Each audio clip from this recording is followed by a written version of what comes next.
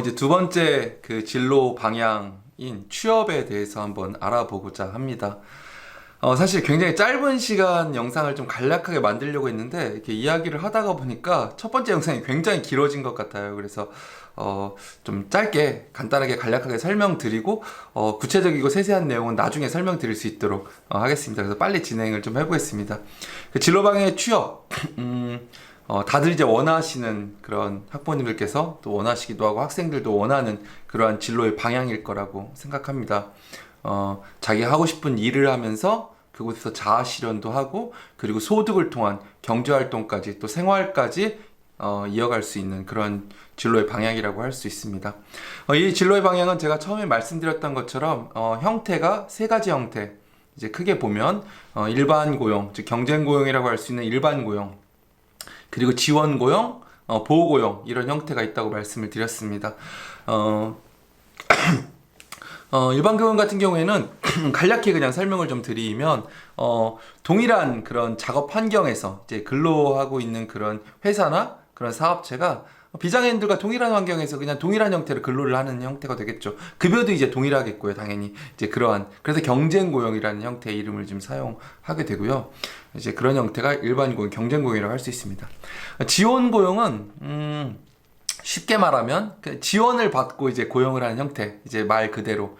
그래서 어떤 직무지도원이라든가 아니면 뭐 공단이나 어떠한 뭐 실습비 뭐 또 이런 형태든 지원으로 그 작업 환경에서 도움을 받고 근로를 이어갈 수 있는 그런 형태, 뭐 여러 가지 유형들이 있습니다. 하지만 이제 지금 뭐 간략하게 설명하는 거기 때문에 추후에 더 설명을 드리도록 하고요. 근데 보호고용은 말 그대로 이제 보호된 환경, 즉 그 근로를 하고자 하는 장애인이 그 동일한 환경 또는 그런 그 근로 환경에서 좀 근로하기가 좀 어렵기 때문에 특별한 작업 환경이나 어떤 보호된 작업 환경을 만들어 놓고 그곳에서 이제 근로를 수행하는 형태, 뭐 우리가 쉽게 말하는 이제 보호작업장 형태, 그런 것들을 이제 보호고용이라고 하고요. 뭐 일반 고용도 그렇고 지원 고용도 그렇고 보호 고용도 그렇고 이제 공단의 도움을 많이 받거나 이제 아니면 복지관의 직업재활팀의 도움을 받아가지고 취업 알선을 받아서 이제 채용을 하게 됩니다. 그래서 제가 이제 화면에 보여드리는 것처럼 이렇게 취업을 하게 되고요. 그 중에 이제 일반 고용은 이제 제가 따로 이제 뭐 설명드리기보다는 이제 지원 고용을 좀 설명을 드리면 지원 고용을 하는 그런 업체들 아마 많이 들어보셨을 거예요. 이제 화면을 제가 바꿔드리면 장애인 표준사업장이라고 아마 들어보셨을 것 같아요. 이 장애인 표준사업장의 정의를 한번 이렇게 보면 여기 저기 써있는 것처럼 장애인이 10명 이상 이제 근로해야 하고 상시 근로자 중에 장애인이 30% 이상이 이제 되어져야 되는 겁니다. 그리고 편의시설도 갖추고 있어야 되고 장애인 근로자에게 최저임금, 그러니까 최저임금의 이상, 최저임금이거나 최저임금액의 이상을 지급할 수 있는 그런 업체를 장애인 표준사업장이라고 이제 합니다. 그런 곳들이 이제 등록되어져 있고 그런 곳에 이제 공단 알선을 통해서 지원 고용으로 이제 취업을 하게 되는데요. 저희 안산 관내를 기준으로 했을 때 주변에 뭐 안산 관내에는 박사, 뭐 주식회사 다성, 뭐 엔젤리드, 한마음 이런 곳들이 있고요. 화성이나 수원, 오산, 안양, 시흥에도 여기 위에 그 제가 제시해 놓은 것처럼 이런 업체들이 있습니다. 사실 이거보다 더 있는데 제가 이제 그 등록되어져 있고 파악되어져 있는 업체들, 그런 업체들을 한번 정리해 보니까 이런 업체들이 장애인 표준사업장으로 있더라고요. 그래서 이런 업체들이 이제 장애인 표준사업장으로 등록되어져 있고 이제 그 장애인들을 채용하고 있는데요. 사실 많은 인원이 채용되는 것 같지는 않습니다. 왜냐하면 현재 근로인이 빠져나가거나 아니면 새로운 인력이 필요할 때만 채용을 하기 때문에 또 뭐 상시적으로 뭐 정기적으로 이렇게 뭐 채용 공고를 내고 채용하는 것이 아니고 이제 공단을 통해서 그때그때마다 필요에 의해서 채용을 하는 경우가 많기 때문에 많은 인원이 채용되진 않고 있고요. 사실 이제 현재 그 장애인들이 많이 근로를 하고 있고 또 그 분들이 이제 거기서 뭐 그만두거나 이래야 하는 상황이 되어야만 채용을 하는 거여서 이런 곳에 좀 적은 인원이 채용되고 있는 것 같습니다. 네, 이런 장애인 표준사업장이 있고요. 그 다음에 이제 이것과 비슷하게 자회사형 장애인 표준사업장이라는 곳들이 또 있습니다. 사실 장애인 표준사업장보다 이 자회사형 장애인 표준사업장에 많은 인원이 채용되는 것 같아요. 그리고 근로학원 인원수도 되게 많고요. 이 자회사형 장애인 표준사업장은 뭐 장애인 표준사업장과 동일해요. 하지만 이제 차이가 있다면 이제 모회사, 이제 우리가 뭐 예를 들면 뭐 어떤 컴퓨터 회사다, 굉장히 복잡하고 전문적인 기술을 있어야 근로를 할 수 있는 그런 기업인데, 그런 근로에서 장애인이 그 채용을 해서 근로를 할 때 그 업무를 담당하지 못하니까 자회사를 만들어서 그 자회사에서 장애인이 할 수 있는 직무를 만들고 그 직무를 통해서 장애인을 채용을 하는 거죠. 뭐 예를 들면 세탁, 뭐 아니면 뭐 업무 지원, 또 아니면 뭐 세차, 뭐 이런 것들로 자회사를 만들어 놓고 이제 편의사업장으로 이렇게 운영하는 경우들이 있습니다. 그래서 보면 대기업들 중심으로 뭐 삼성, LG, 뭐 캐논, 또 뭐 한국타이어, 뭐 포스코 이런 곳들에서 자회사를 운영하고 있고요. 제가 여기 제시된 표처럼 뭐 삼성 같은 경우는 오픈엔즈라는 이름으로, 뭐 LG는 위드유라는 이름으로 이렇게 자회사를 만들어가지고 장애인 표준사업장을 운영하고 있고, 꽤 많은 인원들이 매년 공고가 나서 그 고용단으로부터 연락이 오고 면접을 진행해서 채용되고 있고, 또 뭐 그만두는 친구들도 있지만 그 오랫동안 이곳에서 근무를 잘 하고 있는 친구들도 있습니다. 그래서 취업의 지원 고용, 이제 취업이라는 진로 방향의 이제 지원 고용에 공단의 도움을 얻어서 갈 수 있는 이런 장애인 표준 사업장들에 대해서 하나의 방향으로 제가 한번 같이 알아봤습니다. 이제 그 다음에 취업의 이제 한 형태, 이제 보호고용을 알아볼 텐데요. 아까도 말씀드렸듯이 말 그대로 보호된 형태, 이제 어떤 특별한 작업 환경과 어쨌든 보호된 그런 환경, 그런 지원들, 이런 것들을 통한 이제 고용 형태인데요. 이런 보호고용으로 갈 수 있는 곳은 대표적으로 이제 보호작업장, 근로사업장, 이런 형태의 명칭으로 되어져 있는 곳들을 좀 들 수 있는데요. 뭐 다들 잘 아실 거예요. 보호작업장. 우리 안산 관내도 여러 보호작업장들이 있기 때문에 이제 보호작업장과 근로사업장은 뭐 그 큰 틀은 비슷하지만 뭐 차이라고 이제 크게 구별할 수 있는 건, 보호작업장은 이제 재활훈련 프로그램이라고 해서 작업장 내에 장애인들을 위한 어떤 교육 프로그램들을 운영하고 있고, 근로사업장은 이제 실제 생산 작업 중심으로, 물론 교육 프로그램도 할 수 있긴 하지만 생산 작업 중심으로 이제 그 운영을 하고 있죠. 그 다음에 이제 급여에서도 좀 차이가 있는데, 보호작업장 같은 경우에는 최저시급의 40%, 이제 근로인의 3분의 2 이상에게 최저시급의 40%만 지급하면 되기 때문에 뭐 한 4,000원 좀 안 되는 금액, 이 정도 시급당 시급으로 지급하고 있는 그런 형태가 됩니다. 하지만 그 근로사업장 같은 경우에는 3분의 2 이상의 최저시급 이상을 지급해야 되는 그런 차이가 있습니다. 그래서 한번 우리 지역을 기준으로 좀 보시면요. 근로사업장으로는 안산에 뭐 저희 학교 관내에 같이 있는 해동일터, 뭐 구딜스토어 이런 곳들을 좀 근로사업장으로 좀 들 수 있고요. 뭐 수원이나 경기도에도 여러 근로사업장들이 이제 보호고용을 하는 여러 근로사업장들이 이렇게 있습니다. 또 이제 보호작업장으로는 저희 안산 관내에 이제 5개 보호작업장이 현재 있고, 그곳에 우리 졸업생들이나 뭐 장애인 성인들이 성인 장애인들이 근로인이나 또는 실습생으로 그곳에서 지금 근로를 하고 있고요. 뭐 빛과 둥지, 푸른동산 보호작업장, 미랄 보호작업장, 행복한 학교, 내일 보호작업장, 이러한 곳들이 있고요. 그런 곳에 이제 우리가 보호고용을 통해서 갈 수 있습니다. 그래서 보면 저도 한번 방문을 해보면 뭐 비누 생산을 하거나 뭐 여러 가지 뭐 조립 작업들을 하면서 또 자체적으로 여러 가지 교육 프로그램이나 뭐 여가 활동 같은 걸 하고 있어서 우리 그 졸업생들이 가서 그곳에서 뭐 생활을 하면 되게 만족도가 높을 것 같다는 생각이 좀 들긴 했습니다. 또 그 외에 이제 화성, 수원, 시흥, 우리 주변 지역에 있는 곳에도 여러 그 장애인 보호작업장들이 있고요. 우리가 한번 뭐 찾아보면 이 외에도 더 많을 것 같다는 생각이 들거든요. 그래서 이런 형태로 보호고용 형태로 갈 수 있는 이런 근로사업장과 보호작업장이 있다는 것을 좀 알아봤습니다.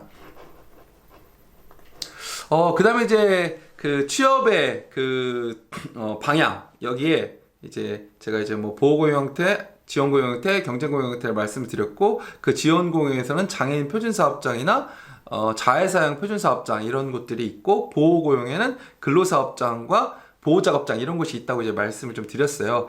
그런데 취업의 이제 또 다른 방향 중에 하나가 정부 관주도 일자리 사업이라고 좀 볼 수 있어요. 그래서 정부, 관, 즉 뭐 지자체가 될 수 있거나 뭐 교육청 이런 곳들이 될 수 있겠죠. 이런 곳에서 주도해서 일자리를 만들고 그 일자리에 장애인들을 채용해서 근로를 할 수 있게 해주고 급여를 주는 형태, 이런 것들을 정부 관주도 일자리 사업이라고 할 수 있습니다. 이 일자리 사업의 장점은 많은 인원을 채용하고 장애인에게 맞는 직무를 할 수 있게 하고 거기에 대한 소득을 업체가 아닌 정부나 그 관에서 부담을 하기 때문에 장애인들이 이제 쉽게 그 접근할 수 있고 또 쉽게 그 근로를 통해서 소득을 얻을 수 있죠. 그리고 또 사회 참여를 할 수 있는 기회도 이제 제공받을 수 있습니다. 하지만 단점이라고 할 수 있는 건 이제 기간이 한정적이에요. 거의 1년이라는 기간이 있고 뭐 다음에 다시 하고 싶으면 매년 말에 다시 지원을 하고 선발 절차를 거쳐서 선발이 되면 그 해에 다시 다음에 다시 참여하는 그런 형태로 좀 운영이 되고 있어서 장기적으로 보기엔 또 어렵습니다.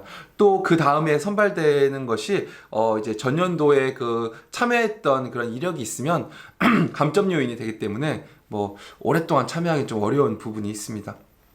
물론 이제 뒤에 설명드리겠지만 이제 학교에서 교육청에서 하는 학교장애 일자리 사업 같은 경우는 뭐 무기계약직으로 전환되면 오랫동안 할 수 있는 그런 것도 있긴 합니다. 그래서 이제 한번 정부 관주도 일자리 사업을 한번 알아보면요. 대표적으로 보건복지부에서 이제 한국장애인개발원을 통해서 운영하고 있는 장애인 일자리 사업을 좀 들 수 있을 것 같아요.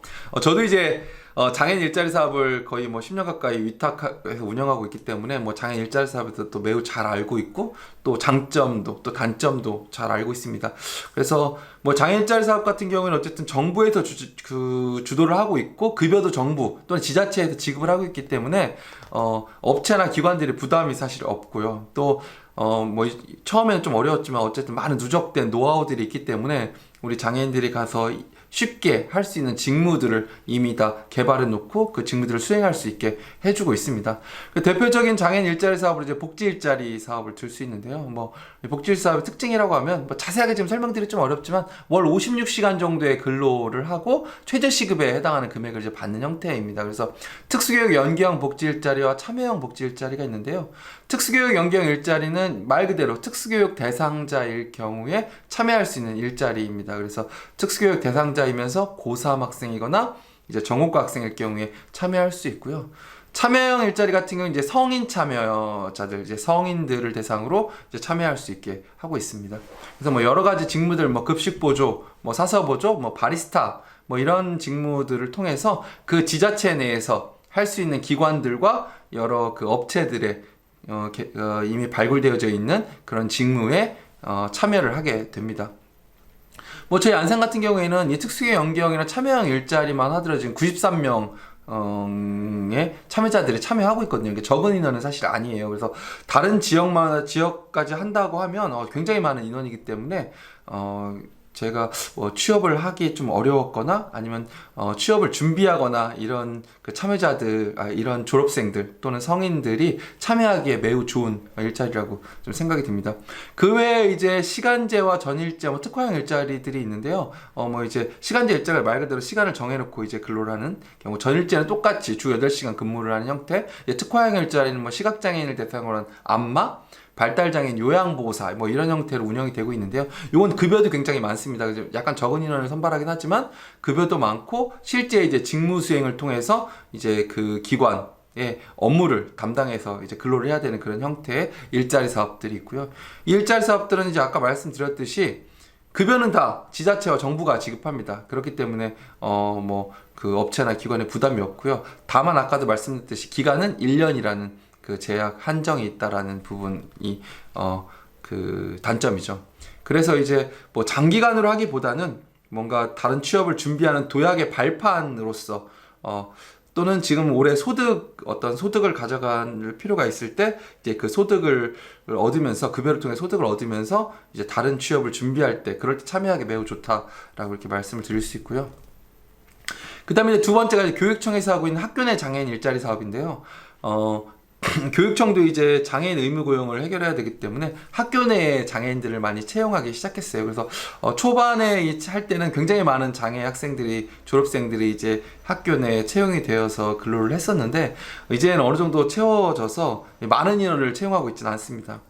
그래서 이제 뭐 경기도에는 이름이 좀씩 다르더라고요. 지역별. 경기도에는 각급 학교 장애인 일자리 사업, 뭐 세종에는 학교 내 일자리 사업, 전남에는 뭐 드림워크 사업, 뭐 이런 형태 이름으로 하고 있는데, 이 학교 내 일자리, 학교 장애인 일자리 사업은 뭐 무기계약직으로 전환도 되기 때문에 굉장히 안정적이고, 또 학교라는 안정적인 공간에서 근로를 하는 것이기 때문에 매우 선호도도 높다고 생각이 들어요. 그래서 학부모님들 매우 참여하고 싶어 하시고, 또 참여해본 저희 졸업생을 봤을 때 매우 안정적이고 본인 만족도도 매우 높더라고요. 그래서 이렇게 교육청이나 공단의 그 주도로 할 수 있는 일자리, 학교 내 장애인 일자리 사업이 있다라는 거 말씀드렸고요. 세 번째로 지자체 내에서 자체적으로 일자리 사업을 하고 있는 경우들도 있어요. 그래서 뭐 시청 내에 카페를 만들고 그 카페에 장애인을 직접 채용한다거나 이런 형태, 또는 뭐 어떤 부모, 장애인 부모들의 그런 단체에서 일자리를 받아가지고 그 장애인 부모 단체들이 어떠한 그 사업을 이제 하는 형태로 그 계획을 해서 그 참여자들을 받아서 이제 근로를 하는 그런 형태의 채용 형태도 있더라고요. 그래서 정부 관주도 일자리 사업에 참여하는 취업의 진로 방향도 있다라고 제가 또 간략히 좀 설명을 좀 드렸습니다. 이제 취업의 그 방향, 이 취업의 진로 방향에 이제 마지막 실습생에 대해 설명을 드리고자 하는데요.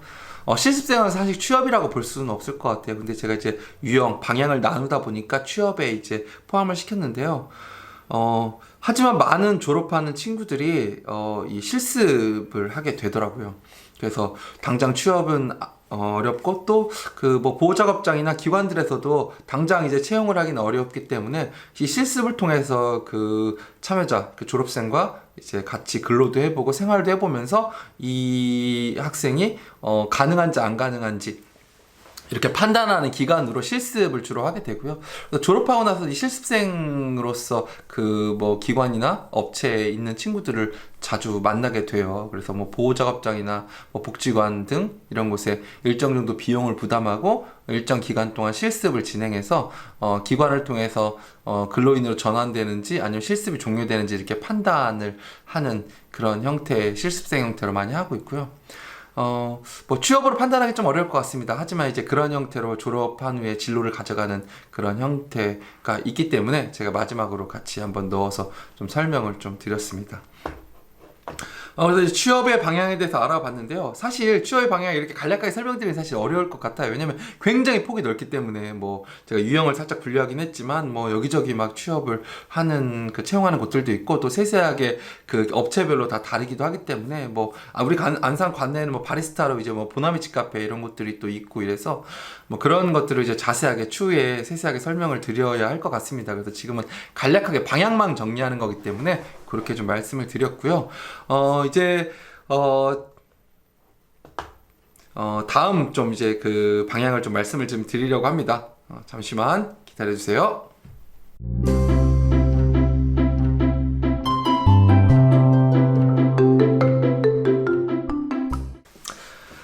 이제 진로 방향의 세 번째, 그 서비스, 성인기 서비스 이용에 대해서 한번 알아보려고 합니다. 사실 이제 취업을 바로 하기 어려웠고 진학이 좀 어려웠거나 아니면 진학을 한 후에 졸업을 했는데 취업의 진로 방향을 못 잡았을 경우에 이 성인기 교육 서비스를 주로 이용하게 되는데요. 요즘에 어떤 장애인 평생교육이라는 그런 게 좀 화두기도 하고, 또 이런 성인기 서비스, 교육 서비스들이 굉장히 많이 생기고 있는 것 같아요. 그리고 사실 이제 저는 항상 이야기하고 있는 게 취업, 이것이 우리 장애인 학생들, 장애인들의 진로의 전부는 아니다라고 말씀드리고 싶어요. 취업을 할 수도 있지만 취업을 못하는 친구들도 분명히 있기 때문에 그 진로, 이 진로의 전부는 취업이 아니어서 이 취업과 다른 진로도 분명히 있어야 되고 그것들을 준비해야 된다고 생각합니다.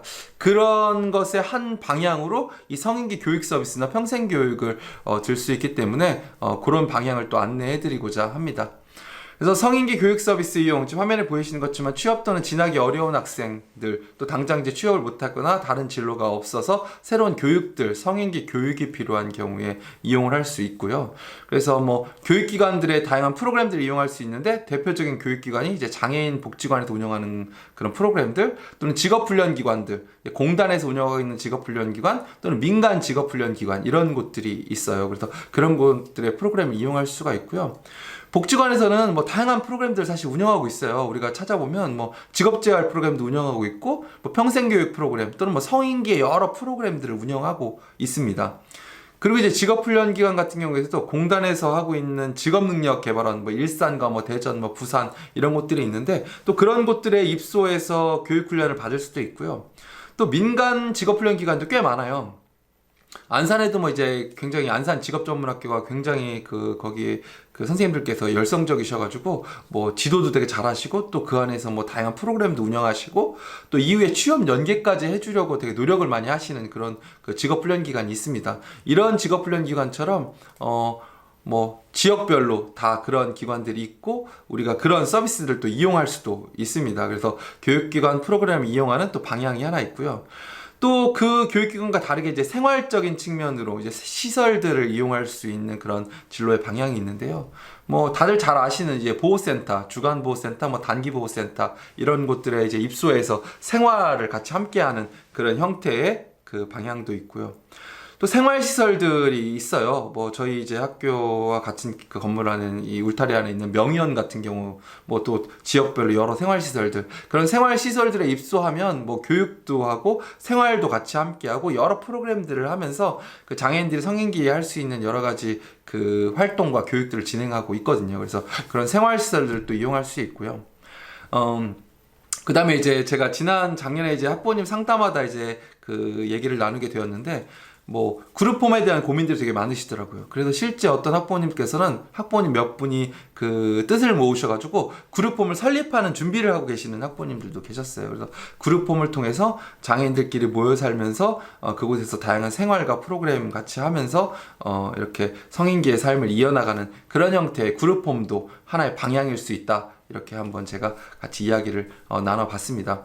그래서 이제 뭐 이것뿐만 아니라 지금 제가 여기 담지 않은 다양한 프로그램들이 더 많아요. 네, 뭐 우리 지역도 그렇고 다른 지역도 그렇고, 또 여러 가지 뭐 지자체에서 하는 프로그램도 있고요. 뭐 평생교육원에서 따로 이렇게 진행하는 프로그램들도 있고, 그런 것들을 좀 우리가 관심 있게 좀 지켜봐야 될 것 같습니다.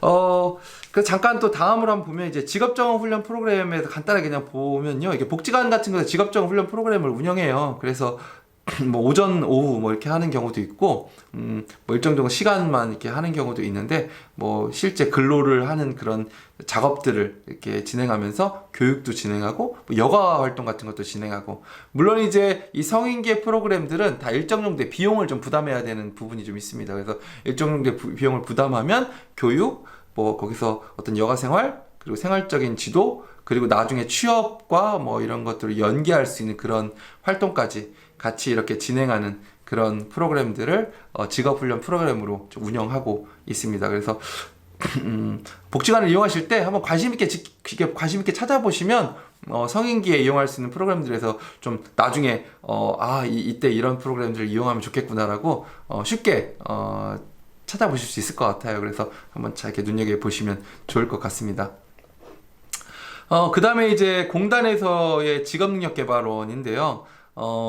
이제 장애인고용공단에서 굉장히 좋은 프로그램들을 만들어서 이 공단 그 직업능력개발원에 우리 가까운 뭐 일산이나 대전 이런 곳들에서 운영을 하고 있고, 이전에도 저희 졸업생 중에 한 명이 제과제빵으로 이제 대전 직업능력개발원에 간 적도 있었어요. 그래서 좀 입소하는 게 쉽지는 않지만, 이제 입소하면 거기서 이제 어떤 지적장애 특성화 훈련이나 어떤 그 작업 그 특성화 전문 그걸 배울 수 있는, 직업 훈련을 배울 수 있는 그런 형태, 또 기숙도 되기 때문에 기숙사 생활을 하면서 그렇게 진행할 수 있는 직업능력 개발원도 있고, 뭐 가능하거나 아니면 관심이 있으신 그 학부모님이나 학생들, 또 선생님께서 지도하시다가 안내해 주셔서 도전해보고 되면 너무 좋은 거고요. 그리고 알고 있어야 또 도전도 할 수 있는 거니까요. 그래서 직업능력 개발원도 관심 있게 지켜보시고, 공고가 나거나 아니면 이 시기 뭐 또 홈페이지에 나와 있는 이런 그 선발 절차들을 보고 준비하면 되게 좋을 것 같다 이런 생각이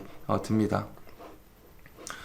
네, 그래서 이제 그 화면에 제가 시설 이용이라고 되어 있는데 한번 그냥 쭉 정리는 한번 해봤어요. 저도 이제 제 그 다이어리에 뭐 취업처, 뭐 시설들, 복지관 서비스 이런 거 정리하거든요. 정리해놓고 뭐 심지어 이런 것도 정리합니다. 그 기관 담당자하고 얘기를 나눠봤는데 담당자가 담당자 선생님이 굉장히 뭐 긍정적이신 분이다, 뭐 아니면 굉장히 좀 약간 까칠하시다, 뭐 이런 것도 이렇게 정리하긴 하는데 제가 시설들 한번 정리해봤어요. 그 우리 학교, 그러니까 저희 지역을 기준으로 주변까지 이렇게 해서 또 뭐 지적장애인 거주시설 같은 경우에는 뭐 수봉제어런, 바다의 별, 평화의 집, 뭐 사랑의 집, 뭐 이런 것들이 있고 중증장애인 거주시설 같은 경우에는 뭐 둥근세상, 어린양의 집, 뭐 이런 것들 쭉 있다. 제가 리스트로 한번 뭐 단기 거주시설이랑 그룹홈까지 이렇게 해서 한번 정리 한번 해봤습니다. 그래서 알고 계시면 나중에 도움이 되실 것 같아서 또 EUS 상담을 통해서 필요하시면 이제 그 하나씩 디테일하게 뭐 어린 양이지, 뭐 어디 어떻게 그 접근을 할 수 있는지, 뭐 지금 TO가 있어서 들어갈 수 있는지 이런 것들까지 같이 한번 이야기해 보면 좋을 것 같습니다.